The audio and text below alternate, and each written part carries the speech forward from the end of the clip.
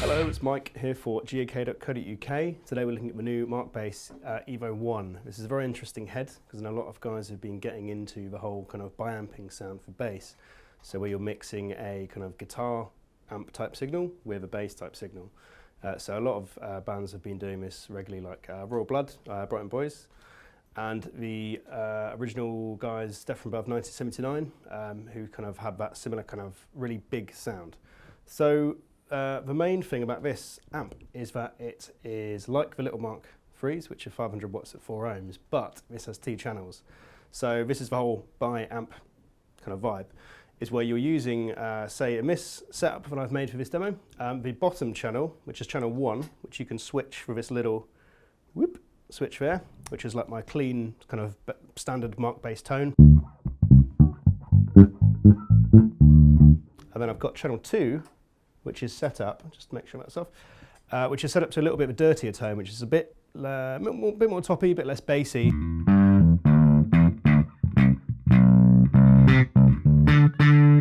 So on the attack side of that, I know that when I hit, like, say, a very top note, it's going to go ring and just really, you know, give you that drive. So when I put this guy back into the mix selector, which will be just there, what I can do is use this wheel here to change between the 2 of them, like live. You can also use this with a foot switch, which I'll explain in a bit.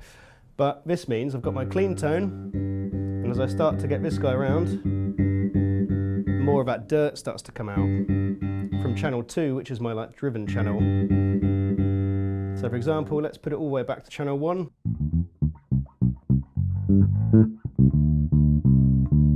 Solid bass tone, nice and easy. When I start to put this mix up, so it's almost like 50-50 between the 2 channels.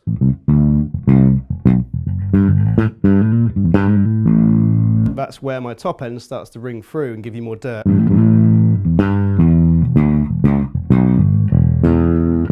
So it's great if you want to get that kind of sound. There's a lot more implications of this being mixed when you use the amp selector wheels, which can all be attributed to a couple of different models. Brilliant, okay, let's try a few examples.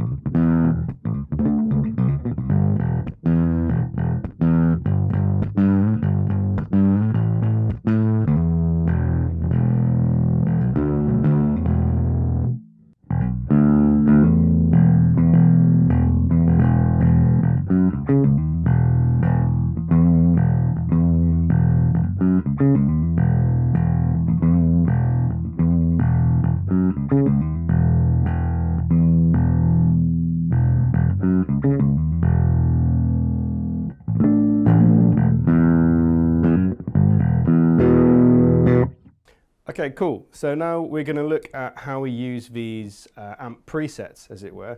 So basically you've got 2 sets of 6. So let's go down to channel 1. So if I go back to number 1, you'll notice there's a little color coordinated light for these. This is related to whether they're the vintage ones, the tube ones, or the kind of modern ones. So the green one at the start, this is a little Mark III, just like a standard mini head you would have seen, so it's quite clean. And as you go through, you'll notice that the light will start to change based on the model. So here we've gone to a yellow one, and then there's one red one. So let's go to the top, and these are currently set, let's go back to number 1, to all red models. So what you can do with this is in the mix, for example, the possibilities for mixing these is pretty wild. You've got, let's say, channel 1 is like a nice clean, so let's get to mix. So channel 1 is nice and clean. Let's just move our overall mix to channel 1. So nice clean bass tone, very Markbass sound, very modern. But let's say we want to mix that with something that's a little bit dirtier. So to choose that one we mix it with, let's just go up to channel 2 and then go through these guys. So it's quite dirty, it's quite nice, a bit more of an old school sound, another old schoolish kind of sound, and this one's got a bit more transient mid. So let's say we go for this guy. So this is set to number 2 at the moment. Then what we can do is change, say, the gain on this, so it's quite high. So that's going to give us quite a nice bit of top end. Let's give it some more high end as well. So now when we go to channel 1, that's our like normal bass tone, and then channel 2, quite dirty. So if we go to mix, what we can then do, there we go, is actually control these with this wheel at the end. So here's our normal bass. You start to mix this up to about 12 o'clock, you're getting 50-50 of each. Or, oops, let's get that guy down. Or you've got the just on channel 2. So it's another way to switch between these without having to go, you know, on stage it's going to be a nightmare to try and do that way. So this gives you the option of actually controlling, even if you just want to use 2 sounds while you get used to using the amp. You can set 2 that you like and then put it in the middle setting and then mix them with this wheel. So it's really easy. So this is something quite new for Markbass. They're obviously known for being quite a clean, sort of low mid, very, very smooth sound for kind of jazz players and like upright players as well. So kind of a first for them is having an amp that actually is able to make dirty sounds. So for example, with this one I've got 2 of the kind of heavier tube sounds, and then I'm in the mix between them 50-50. So we've got this kind of overall, there we go, just double check. So now we've got kind of similar sounds, but they're both running in unison. So it's a really, really dirty amp sound.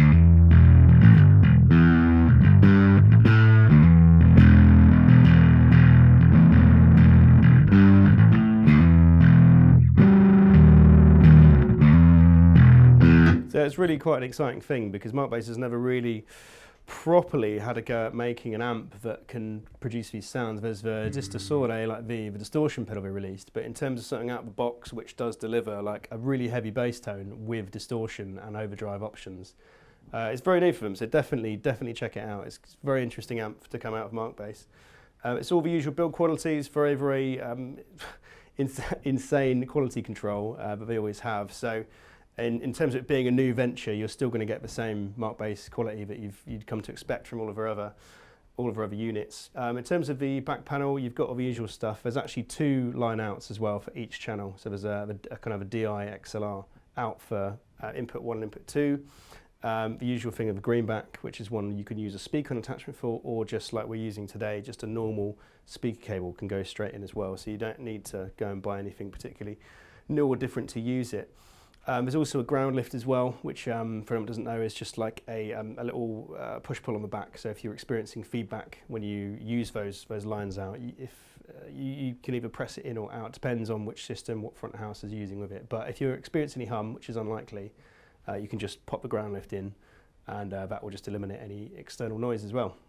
Some other little bits to mention as well, which is quite interesting. You've actually got an aux in. So in terms of practicing and putting an MP3 player, those kind of things in, you can still do that.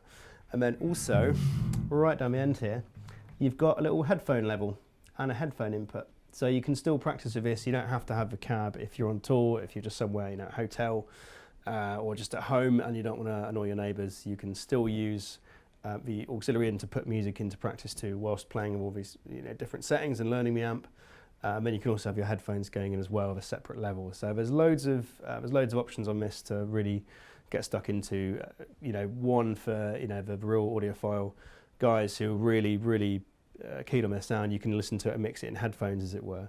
For people that just want to practice as well, or just you're on tour and you haven't got the space or time, or, you know, you're in the middle of getting a different cab, who knows. You can still use the unit with headphones and have music for it at the same time, so it's fully loaded.